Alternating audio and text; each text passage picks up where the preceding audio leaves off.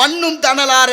நான் பிறக்கும் போதெல்லாம் என்னை போட்டு பூமியில எரிச்சு எரிச்சு எரிச்சு எரிச்சு இந்த பூமி வெப்பமயம் ஆயிருச்சு. யார் பாடுறா?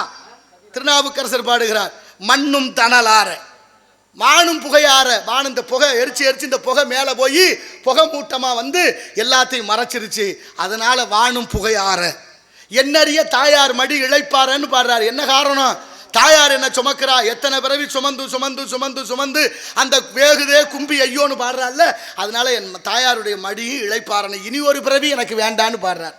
என்ன செய்யணும்? ஈன்று புறந்தறுதல் எந்தலை கடனே சொல்லுகிறார் புறநானூற்று பாடல். ஈன்று புறந்தறுதல் எந்தனு கடனே, சான்றோன் ஆக்குதல் தந்தைக்கு கடனே, நன்னரு நல்குவது வேந்தனுக்கு கடனேன்னு புறநானூற்று பாடல்.